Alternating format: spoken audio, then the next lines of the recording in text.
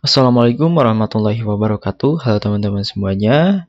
Apa kabar? Semoga kalian semua dalam keadaan sehat walafiat dan juga baik ya teman-teman. Oke, jadi kembali lagi dengan saya Repa Maulana pada materi MTCNA yaitu Mikrotik Certified Network Association teman-teman.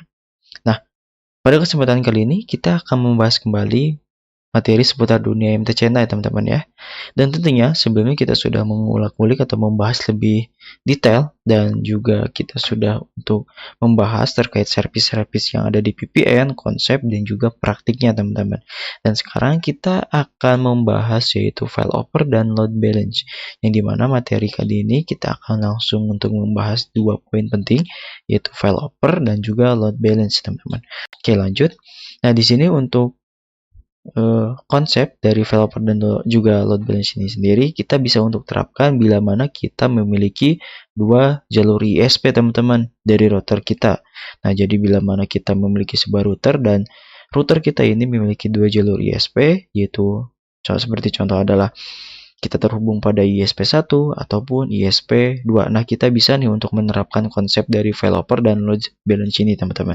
Oke, jadi di sini fungsi dari failover itu sendiri adalah kita bisa untuk membackup ataupun kita bisa untuk membagi terkait keterangan pada setiap routernya, mana router yang bertindak sebagai aktif ataupun router yang sebagai backupan teman-teman. Jadi contohnya adalah di sini bila mana ISP1 ini kita konfigurasi failover dan kita bisa untuk deskripsikan di sini bahwasanya ISP1 kita akan atur sebagai ISP inti yang nantinya akan aktif dan ISP2 itu kita akan atur menjadi ISP backupan bila mana terjadi down ataupun kerusakan pada ISP1. Nah, bila mana ISP1 ini memiliki atau terdapat kerusakan yang menyebabkan jaringan down, maka kita bisa untuk alihkan ke ISP2 yang berperan sebagai backup dari bila mana si ISP ini terjadi kerusakan teman-teman. Nah, jadi seperti itu.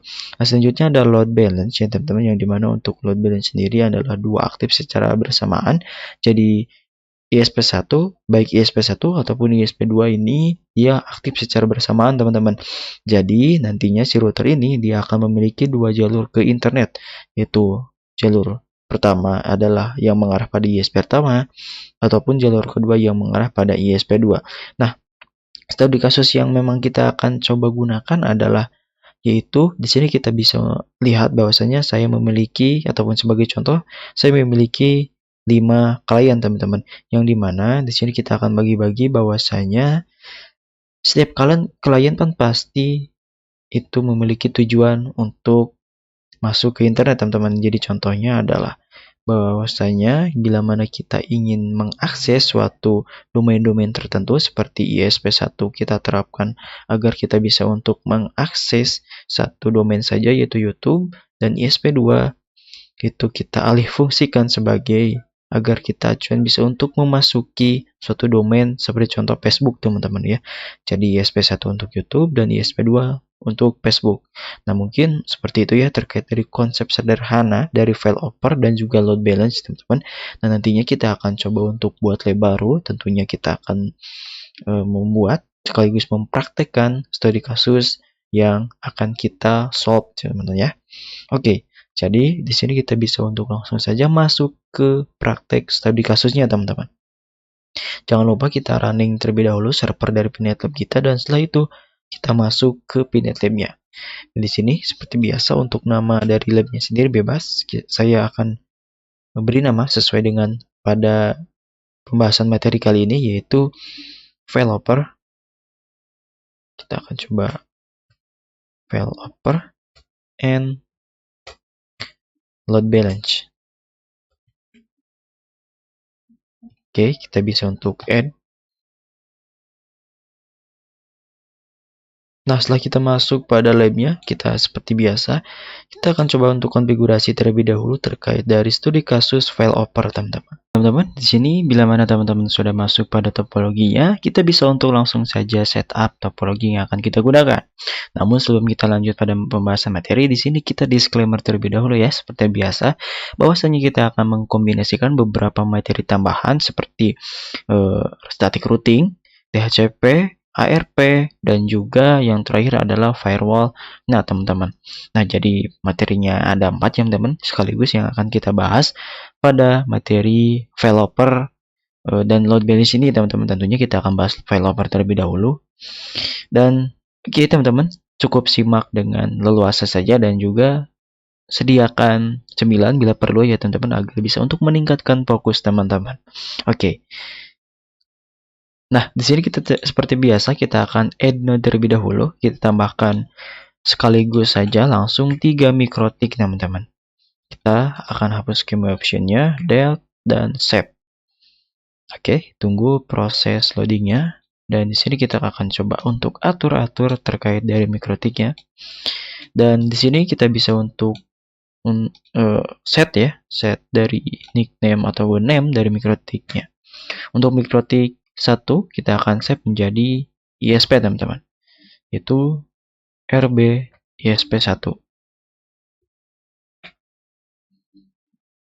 Atau kita akan coba sederhanakan saja ISP1, teman-teman. Nah, kita bisa save. Setelah itu pergi ke mikrotik kedua. Di sini kita akan deskripsikan namanya adalah ISP2. Kita save, dan yang paling bawah ini mikrotik kita ataupun mikrotik kepunyaan kita sebagai customer, kita akan set name yaitu RB nama kita, teman-teman. Atau terserah, teman-teman ya, opsional. Yang penting di sini terdapat 3 router, teman-teman, yang dimana untuk 2 router kita alih fungsikan sebagai ISP ataupun perumpamakan sebagai ISP, dan 1 routernya lagi sebagai customer, teman-teman. Oke, di sini kita tunggu proses dari booting setiap mikrotiknya akan sedikit lama, sedikit memakan waktu, jadi teman-teman harap bersabar. Oke, di sini masih proses booting.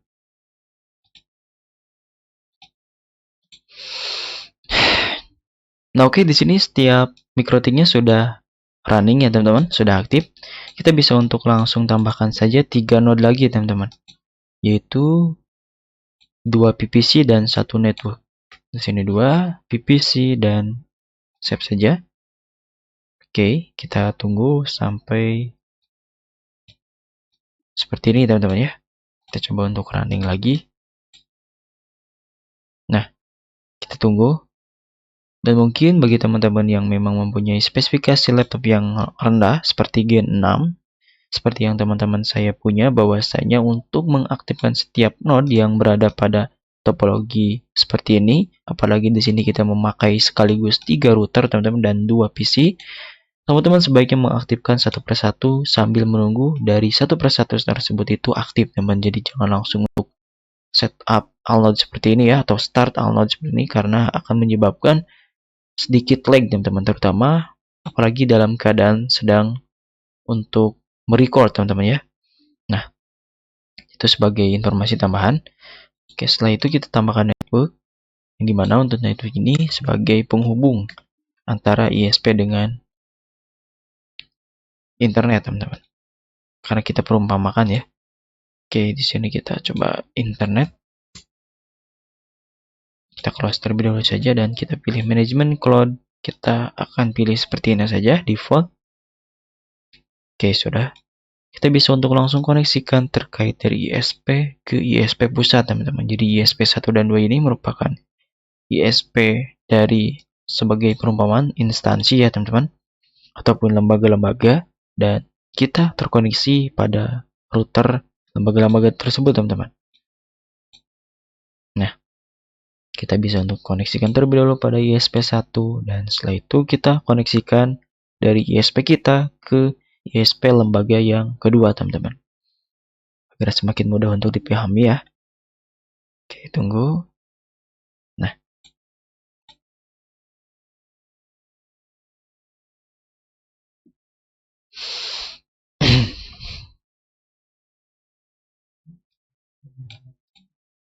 oke, setelah itu kita sambungkan dari setiap kabelnya ke ataupun dari customer ke setiap kliennya, teman-teman. Oke, kita sambungkan ke PPC yang selanjutnya dan kita akan coba untuk rubah atau set name dari PVC-nya, karena di sini dia terdeskripsi yaitu PVC 4, sangat tidak untuk terstruktur sekali ya teman-teman. Seharusnya di sini PVC 1 dan PVC 2, karena hanya terdapat 2 PVC yang kita tambahkan. PVC 2 dan save. Seperti biasa, kita konfigurasi terlebih dahulu bagian WAN-nya agar bisa untuk kita koneksikan atau kita akses melalui inbox setiap mikrotiknya tentunya ya. Oke, di sini connection, teman-teman tunggu saja. Oke, di sini kita sudah untuk bisa masuk terlebih dahulu pada CLI setiap mikrotiknya dan kita masukkan username-nya teman-teman. Enter untuk passwordnya dia kosong. Oke, sudah, kita coba untuk langsung saja sekaligus login pada ISP yang kedua. Admin, dan kita tunggu passwordnya, enter saja. Kita tunggu, dan di sini kita N untuk no, dan tunggu. Ctrl C untuk membatalkan, kita masuk ke ISP 2. N untuk no, dan Ctrl C untuk membatalkan. Sekaligus kita konfigurasi pada RB Repan. Oke, kita coba untuk geser-geser. Dan masukkan passwordnya adalah kosong saja atau non teman-teman. Kita bisa untuk klik N dan Ctrl C, enter. Oke, di sini dia masih stuck. Kita coba enter. Masih stuck juga, kita coba lagi. Oke, sudah ya teman-teman. Sini sedikit lag ya teman-teman, gak apa-apa. Oke. Nah, kita bisa untuk langsung saja request IP DHCP klien dari penyedia layanan DHCP server, yaitu pada ISP yang berbentuk awan ini teman-teman. Ya, kita bisa untuk aja client print. Enter, dan kita tunggu apakah kita sudah mendapatkan IP secara otomatis, dan ya, kita sudah mendapatkan IP secara otomatis dengan akhiran atau oktet akhirannya yaitu adalah 149. Tentu saja IP DHCP client print di ISP yang kedua. Kita tunggu dan lihat outputnya.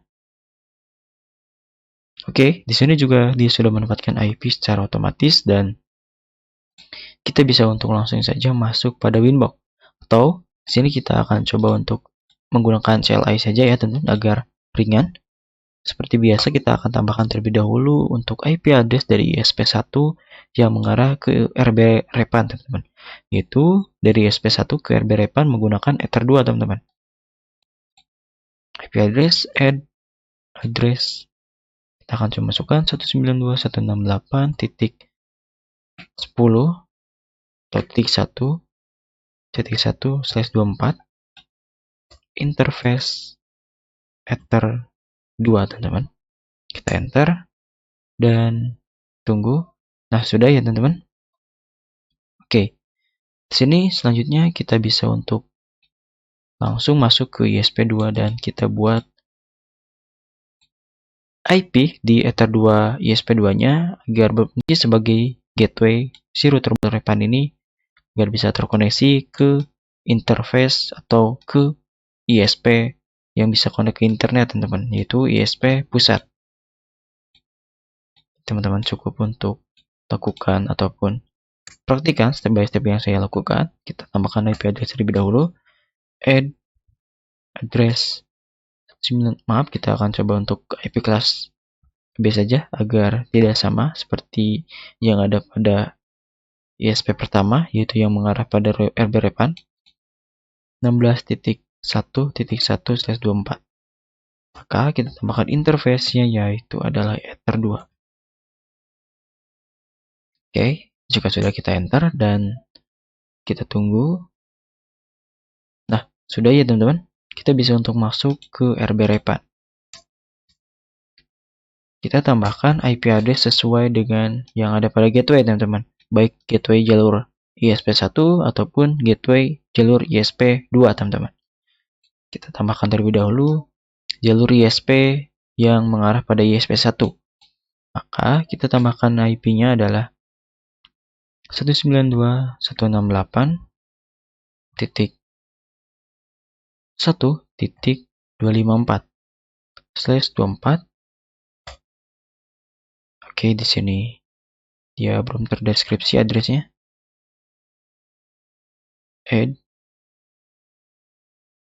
Address ya teman-teman. Nah, sudah.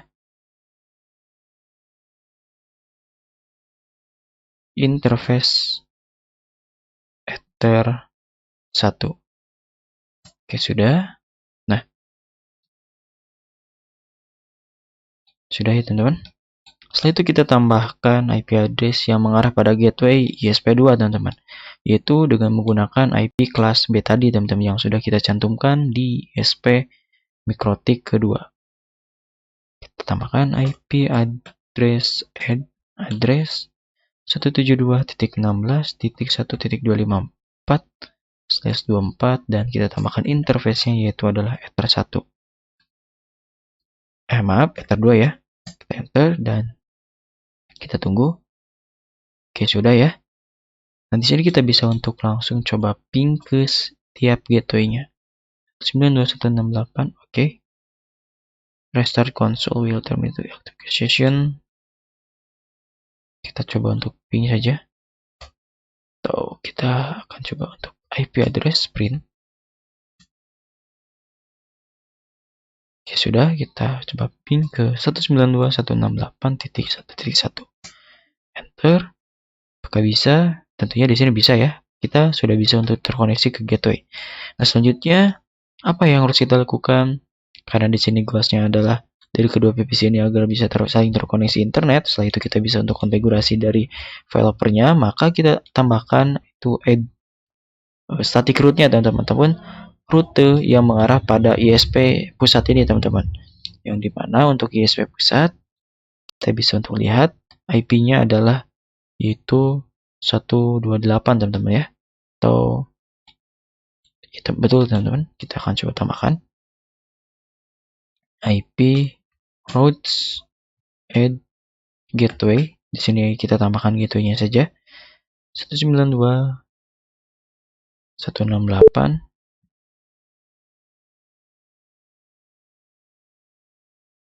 Oke, salah ya teman-teman. Kita akan coba masuk saja ya ke bagian Winbox. Dan sebelum itu kita aktifkan romonnya terlebih dahulu agar teman-teman juga bisa untuk mempraktikkan atau paham terkait apa yang saya sampaikan di sini teman-teman. Karena kebanyakan kalau kita menggunakan CLI itu pasti pusing teman-teman ya. Karena ya memang saya juga mengalami Romon, tool Romon, itu set enable yes. Di sini sudah kita menggunakan Romon dari SP1 saja. Oke, kita close terlebih dahulu yang tidak perlunya.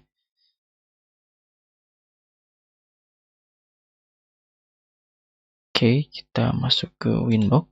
Nah, di sini kita masuk ke mikrotik pertama terlebih dahulu, atau mikrotik dengan nama yang sudah kita set tadi, yaitu router ISP1. Kita connect, coba. Oke. Kita masuk ke IP address, kita lihat interface-nya.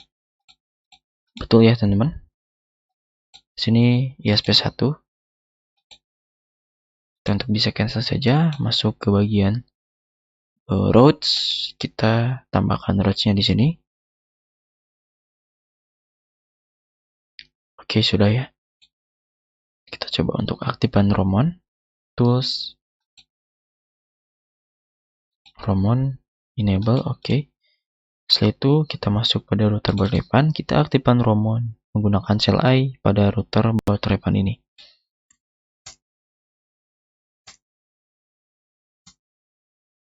Tool, Romon, set, enable yes. Oke, sudah aktif. Kita bisa masuk ke Winbox. Ke new Winbox. Setelah itu kita bisa untuk connect to Romon. Nah, kita coba akan identifikasi. Nah, ada ya. Kita bisa untuk langsung connect saja. Oke, tunggu proses koneksinya di sini sedikit lama. Nah, oke, di sini kita sudah bisa masuk ke Mikrotik melalui Inbox ya, teman-teman, yang tentunya kita mengakses dari router bot LAN, teman. Nah, kita bisa untuk set dari identitasnya terlebih dahulu agar tidak tertukar ataupun tidak untuk salah pada saat konfigurasinya ya, teman-teman, agar kita bisa untuk mengetahui identitas pada setiap mikrotiknya juga. Oke, kita identitasnya ubah jadi RB client atau kita coba untuk RB repan saja, samakan dengan yang ada pada name ataupun nickname yang ada pada lab kita langsung oke saja. Nah, kita sudah untuk menambahkan IP address dan agar kita bisa untuk terkoneksi ke gateway-nya, teman-teman, ini ya. Setelah itu kita bisa untuk masuk ke bagian IP, kita masuk ke route. Oke, teman-teman, di sini bila mana teman-teman sudah masuk pada menu route leads-nya ataupun sudah masuk ke menu IP, setelah itu route, kita bisa untuk langsung saja tambahkan informasi terkait dari default route yang mengarah pada ISP pusat, teman-teman. Tentunya di sini untuk DST address-nya kita akan coba untuk 00 saja agar bisa untuk mengarah kemana saja. Namun kita akan isi pada gateway ini adalah 192.168.1.1 karena ingat teman-teman bahwasanya pada materi sebelumnya kita sudah untuk menggunakan rumus ataupun kita tahu rumusnya ya bahwasanya ketika kita menggunakan static routing dan kita mengkonfigurasi static routing, maka rumus yang akan kita gunakan adalah mau kemana lewat mana. Tentunya kita di sini gunakan ataupun gunakan rumus tersebut itu mau ke ISP pusat yaitu tadi 000 dengan jalurnya adalah Ether 2, teman-teman. Seperti itu ya. Jadi cukup simpel. Kita bisa untuk langsung saja. Nah, di sini sudah terdeskripsi. Kita bisa untuk oke dan tambahkan lagi kita gateway-nya yaitu yang mengarah pada ISP yang kedua, 1.1. Kita klik oke dan di sini teman-teman perhatikan bahwasanya terdapat tanda plus. Plus itu apa? Plus itu min ICMP, teman-teman.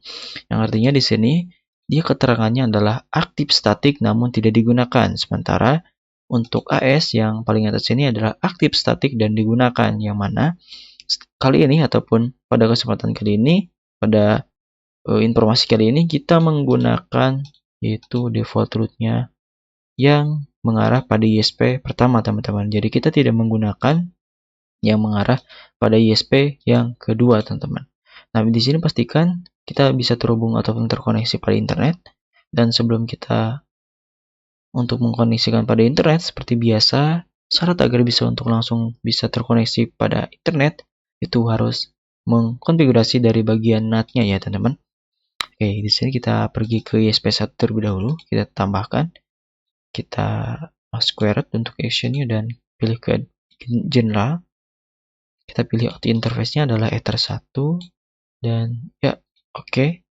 Kita masuk pada ISP2 di winbox-nya ke IP firewall net plus chain-nya src Ether 1 action-nya squared.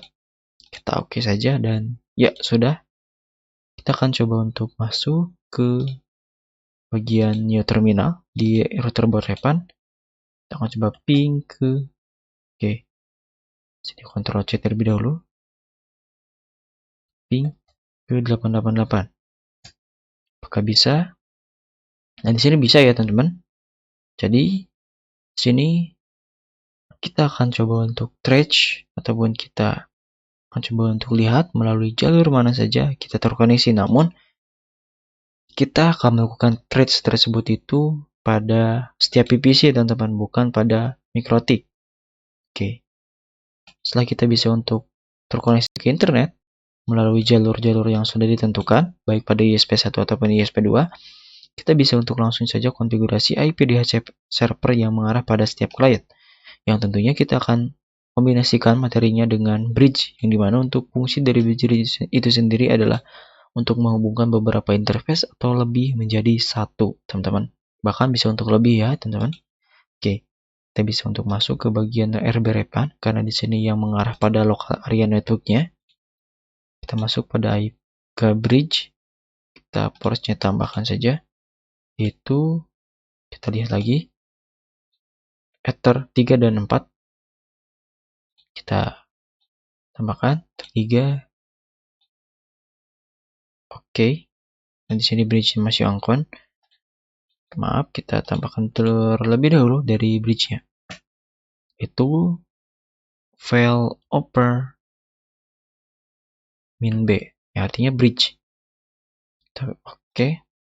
Setelah itu pilih menu ports, kita tambahkan ether 3. Oke.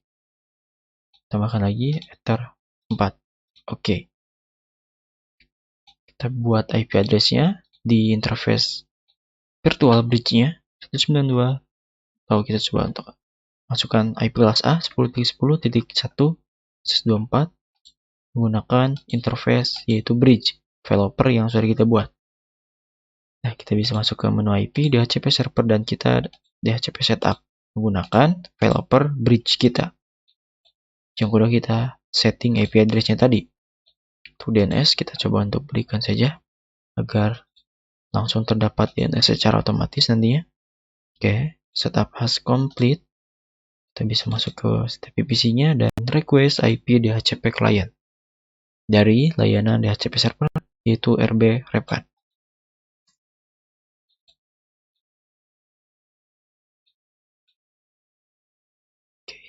Oke, kita coba masuk ke VPC 2. Nah, VPC 1 dalam keadaan bikin booting. Nah, oke, kita coba request IP, jangan caps lock, IP DHCP. Dan kita tunggu D. Oke, sini masih DDD, mungkin bug teman-teman. Oke, di sini DDD. Iya, seharusnya bisa, namun bug. Teman-teman bisa perhatikan pada angka DDD-nya. Seharusnya bila mana DDD ataupun discover request dari DHCP servernya itu gagal, maka DDD output dari huruf D yang akan muncul adalah maksimal, yaitu 4. Kita coba request lagi. Oke, masih belum bisa. Kita ke VPC 2 terlebih dahulu. Kita coba untuk request IP DHCP. Sini masih DDD juga. Dora ya teman-teman. Nah, di sini anehnya di VPC 2 itu bisa dan sementara untuk VPC 1 dia tidak bisa. Karena bug ya teman-teman. Kita akan coba untuk matikan terlebih dahulu. Nah, di sini merupakan cara mengatasi bagaimana jikalau si klien yaitu kita menggunakan VPC pada saat request IP DHCP klien itu gagal. Maka metode yang kita bisa gunakan adalah on off, yaitu menonaktifkan terlebih dahulu dari node kliennya, setelah itu mengaktifkan, dan setelah itu kita bisa untuk request lagi IP DHCP klien. Kita masuk. Oke, wait untuk respon. Nah, di sini bisa pastinya teman. DHCP. Oke, tunggu Dora teman-teman. Nah, di sini terbukti ya bisa bahwasanya setelah kita menonaktifkan, setelah itu mengaktifkan lagi dari node-nya, kita bisa lihat outputnya adalah IP DHCP yang kita dapatkan yaitu berhasil. Nah, jika sudah seperti ini, kita akan bisa untuk langsung masuk saja pada menu IP, setelah itu routes. Oke, di sini secara tidak sadar bahwasanya kita sudah mengkonfigurasikan failover teman-teman. Dan jalur yang kita gunakan adalah yaitu yang mengarah pada ISP1 dengan gateway-nya 192.168.1.1. Nah, buktinya apakah? Kalau kita melewati 168.1.1, kita bisa untuk masuk ke VPC1. Namun sebelum itu, kita akan setting IP firewall-nya pada RB Replan. Search NAT, out interface-nya, kita pilih ether 1, action-nya squared. Oke, kita klik 2 kali, kita copy, dan setelah itu kita pilih ke menu general, ethernya adalah ether 2 yang mengarah pada ISP2. Oke, kita sudah buat 2 ya teman-teman. Kita bisa untuk langsung saja cek ping 88 atau kita akan coba untuk stretch 888. Nah, di sini teman-teman bisa lihat bahwasanya kita melewati 10.10.10.1 yang merupakan IP gateway yaitu pada bridge. Setelah itu kita melewati 192.168.1.1 yang mana untuk 192.168.1.1 adalah gateway dari Ether 2. Dan setelah itu berakhir di 189.2 yang merupakan IP yang berada pada pusat, yaitu pusat ISP, teman-teman. Nah, jadi benar ya. Nah, jadi betul ya, kita menggunakan yaitu default route yang mengarah pada ISP1, teman-teman. Nah, bila mana di sini kita alih fungsikan yang tadinya aktif statik tambah ini dia seperti ini, dan kita akan coba untuk aktifkan dan juga gunakan, maka kita bisa untuk langsung saja disable dari default route-nya, yaitu yang mengarah pada ISP1. Maka di sini seharusnya berubah ya, teman-teman. Tidak apa-apa. ISI aktif statik tambah. Nah, kita bisa untuk langsung saja menggunakan distance yang mungkin untuk distance sendiri adalah merupakan parameter default route yang digunakan sebagai prioritas, teman-teman. Jadi, semakin kecil angka distance yang digunakan pada default route, maka semakin diprioritaskan, teman-teman. Sebaliknya, bila mana semakin besar, maka semakin diabaikan atau tidak digunakan. Oke, di sini dia statik. Kita akan coba. Di sini dia 20 dan klik OK. Nah, maka di sini akan ada keterangannya sudah berubah ya, teman-teman. Yang bila mana distance-nya itu lebih besar, maka tidak akan digunakan. Cirinya adalah statik. Di sini dia statik namun tidak aktif atau tidak digunakan. Sementara untuk distance-nya 10, yaitu lebih kecil daripada 20, maka akan digunakan, teman-teman. Nah, kita akan coba untuk disable dari interface yaitu 192.168.1.1-nya. Di manakah? Yaitu di MikroTik ISP pertama, teman. IP address, maka dia akan secara otomatis beralih ya, teman-teman. Kita akan coba untuk disable dan kita coba lihat lagi. Di sini kita akan coba lihat. Oh, dia masih statik ya, teman-teman. Namun kita tidak perlu khawatir, kita akan coba untuk ping. Apakah masih bisa melewati 192.168.1.1? Reach. Maka di sini akan berhenti, teman-teman. Di 10.10.10.1 yang merupakan gateway dari bridge kita, teman-teman. Kenapa tidak ada output 192.168.1.1? Karena interface-nya sudah kita nonaktifkan. Jadi di sini dia tidak bisa untuk langsung terkoneksi ke internet. Namun bila mana kita konfigurasikan lagi di sini, terkait dari kita akan coba untuk distance-nya, kita akan coba untuk lebih kecil yaitu 5 yang mengarah pada ISP2, maka di sini prioritasnya akan mengarah pada ISP2. Nah, bila mana kita akan coba trace, maka kita akan melewati 172.168.16 ya, teman-teman, 16.1.1 dan setelah itu berakhir di ISP pusat. Seperti itu ya, teman-teman. Nah, jadi di sini gambaran file opera secara statik ya, teman-teman, seperti itu.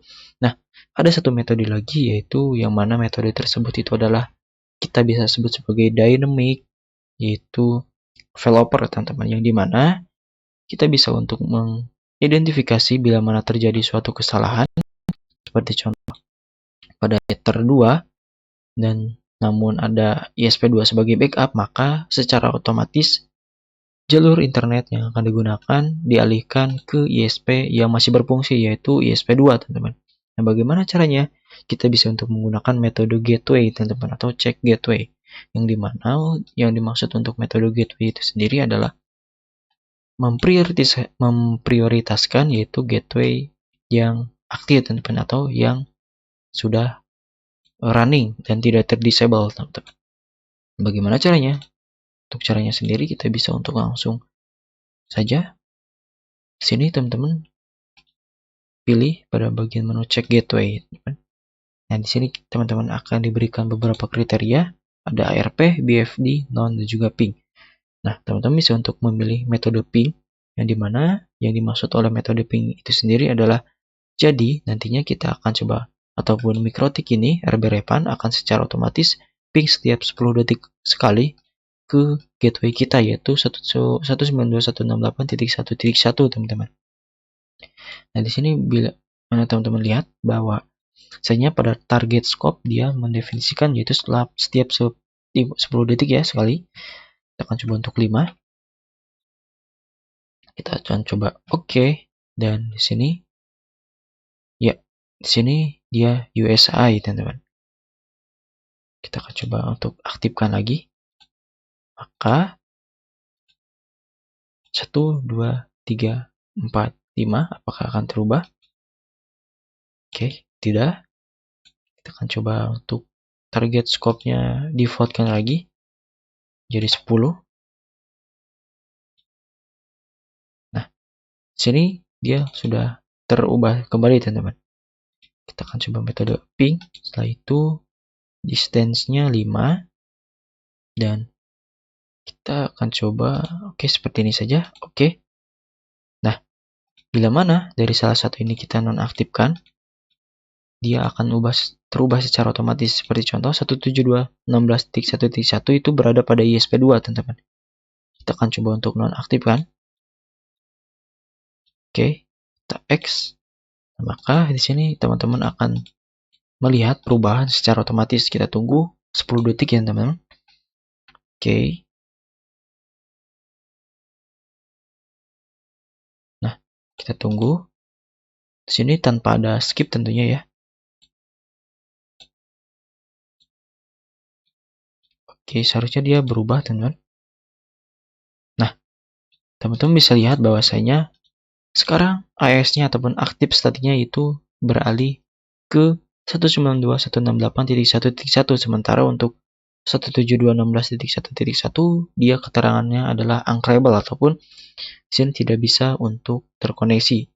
Nah, maka jadi kita sudah bisa untuk menerapkan terkait dari dynamic ataupun automation yaitu detect teman-teman. Jadi kita bisa untuk mendeteksi terkait dari kesalahan secara otomatis teman-teman di metode failover dan balance ini teman-teman. Tentunya sekarang kita membahas materi failover. Nah, oke, jadi mungkin seperti itu saja terkait dari pembahasan failover yang dimana kita bisa untuk mengalihfungsikan terkait dari metode tersebut ataupun mengfungsikan metode tersebut itu ke dalam topologi baik nyata ataupun virtual kita teman-teman. Yang dimana fungsinya adalah untuk mengantisipasi terkait dari bila mana ada kesalahan. Jadi kita bisa untuk melakukan ataupun memilih jalur selanjutnya prioritas agar kita bisa untuk saling terkoneksi ataupun kita bisa untuk berkoneksi ke internet teman-teman. Nah, oke, jadi mungkin seperti itu saja terkait dari pembahasan failover kali ini dan kita akan lanjut untuk membahas materi load and balance. Terima kasih dan sampai jumpa di part selanjutnya yaitu load balance. Saya Heri, billahi taufiq wal hidayah. Wassalamualaikum warahmatullahi wabarakatuh.